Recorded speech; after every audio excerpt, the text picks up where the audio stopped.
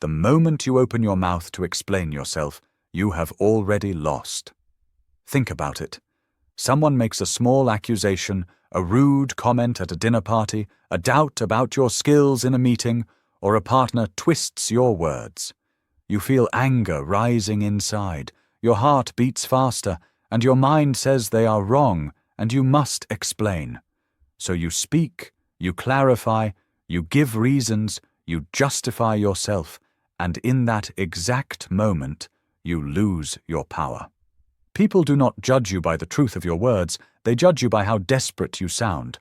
The person who explains looks weak, and the person who defends accepts that the other person has the right to judge them. Niccolo Machiavelli understood this clearly. Power is not about being right, it is about who controls the situation. The moment you defend yourself, you step into their frame and become the accused in their imaginary court. But what if you did not do that? What if, when someone attacks you, you do the one thing that scares manipulators the most? Most people live like emotional puppets, reacting to other people's opinions. Someone frowns and they apologize, someone accuses and they explain. They are always trying to prove they are good, smart, or worthy, and this way of living slowly kills confidence. But there is another way. A way of living where you are calm, detached, and mentally strong, where insults do not hurt you and disappear before reaching you. This is not about being rude or arrogant, it is about changing where you get your sense of reality from. Today we learn the power of not defending yourself, why your body pushes you to react, and how to control that reaction. Silence is not weakness, it is strength, and it can shake the other person's ego. But be careful, this means killing a habit you learned as a child, the need to be understood, and the need for approval. When you remove that need, you become untouchable. So why do we explain ourselves? It starts in childhood, when a parent or teacher blamed you, and the only escape was explaining. You learned that authority decided your safety, and that explanation meant survival. You grew up, but the habit stayed. Now you treat your boss, partner, strangers online, and even enemies like authority figures. When you defend yourself, you are silently saying that they are the judge, and you need their approval to feel safe. This feels weak, and humans can sense weakness easily. Machiavelli said it is safer to be feared than loved, and in modern life this means it is safer to be respected than understood. When you explain too much, you choose understanding over respect. A king does not explain his decisions, and a lion does not explain its hunt. When you give long reasons and proofs, you show that your confidence depends on their agreement, and you hand them control. You believe that if you explain clearly, they will understand and accept you. But that almost never happens because the attack was never about truth. It was about power. They accused you to see if you would react, and you did. The first step to becoming untouchable is realizing there is no court, no judge, and no jury, only you and your view of reality. When you stop treating others like judges, their accusations lose their power. They start sounding like opinions, and opinions are just noise. So what happens when you do not react? Imagine this. Someone attacks you with words and says, "You are being very selfish right now." The old version of you would immediately defend yourself and say, "No, I am not. I did so much for you yesterday." And you would sound tired, defensive, weak, and reactive. Now imagine a different approach. They say you are being very selfish right now. You look at them, you hold eye contact, your face stays neutral, and you say nothing. You let the silence stay for 3, 4, 5 seconds. That silence creates pressure. The human brain hates silence during conflict because it means the other person is not playing the usual game. When you stay silent, you force them to sit with the tension they created.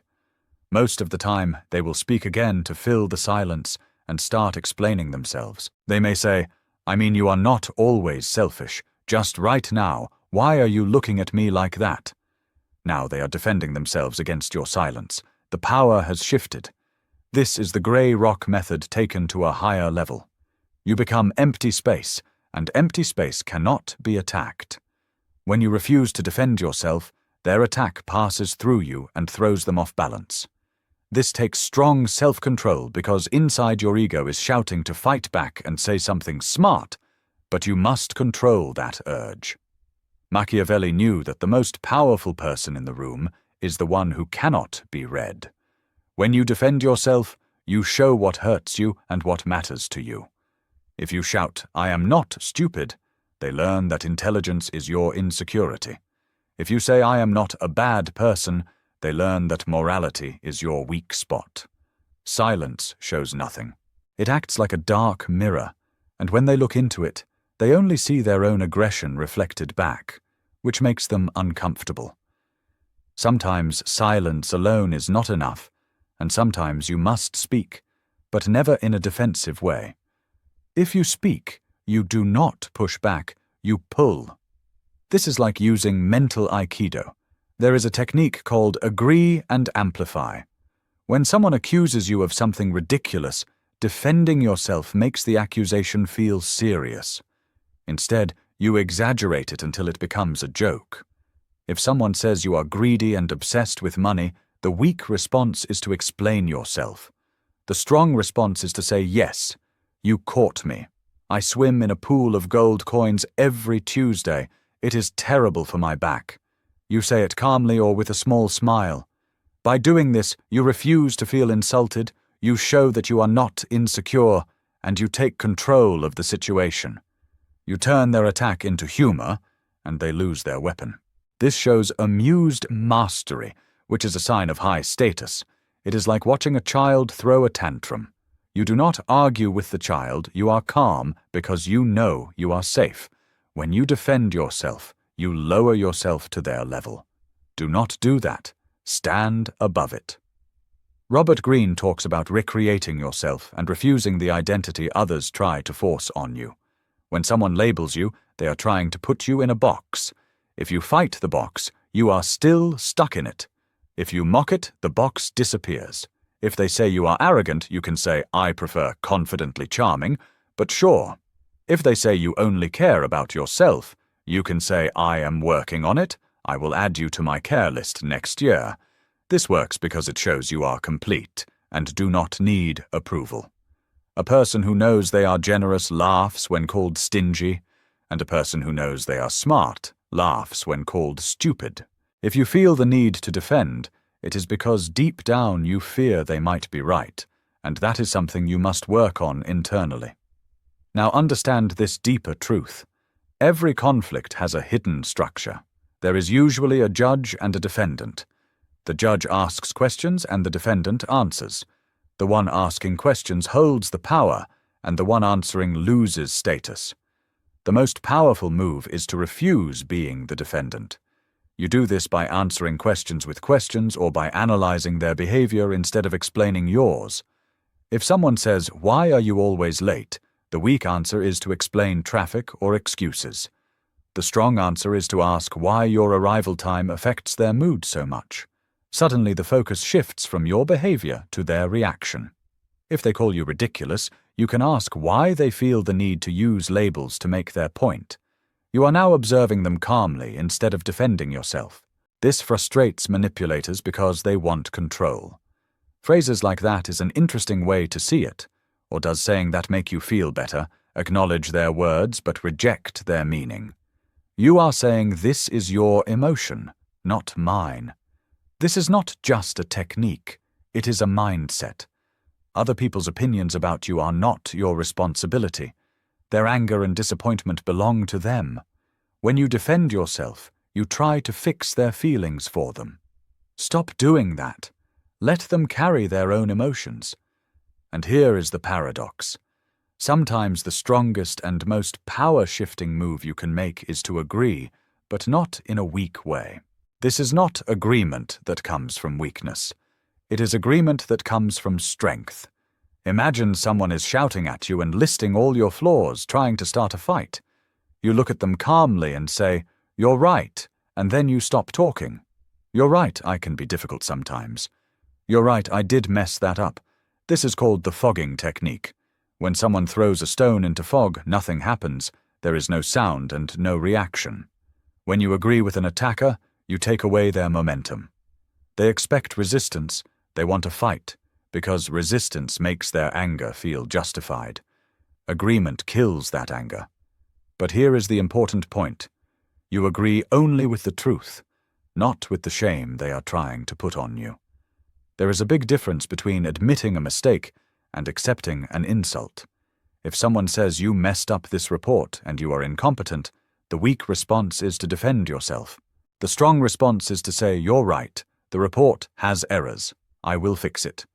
Notice you did not accept the label incompetent. You owned the action, not the identity. This shows real confidence. Only secure people can admit mistakes easily. Insecure people fight hard to prove they are perfect. This completely disarms the attacker. When you put your weapon down, they look foolish holding theirs.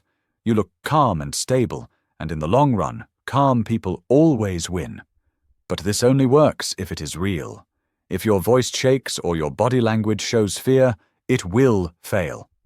Most communication is not words, it is presence. That brings us to the real reason insults hurt. They hurt because they touch something inside you that you have not accepted yet. If someone calls you something completely false, you laugh. But if you defend yourself, it means a part of you fears it might be true. The strongest defense is self-knowledge. When you accept your flaws honestly, no one can use them against you. If you know you can be selfish sometimes and someone calls you selfish, you simply say sometimes, yes. A person who accepts themselves fully cannot be shamed. That is what being untouchable means. You are no longer something that needs protection. You become like the wind, things pass through you. Now here is the challenge. For the next 7 days, do not defend yourself. If you are late, say I'm late, no explanation. If you make a mistake, say I made a mistake, no excuses. If someone misunderstands you, let them. Feel the discomfort and do not fix it. Watch what happens. People will first feel confused, then they will respect you, and then they will feel drawn to you. Because nothing shows confidence more than someone who does not need to explain themselves. You stop being the child seeking approval and become the sovereign who owns their space. The world will try to provoke you, because it loves reactions. Do not give it one. Keep your silence, keep your mystery, keep your power. If something in this video felt uncomfortable, that is a good sign. Growth is rarely comfortable. If you want more content that challenges your habits and strengthens your inner core, like this video, share it with intention and subscribe. You are not here by accident.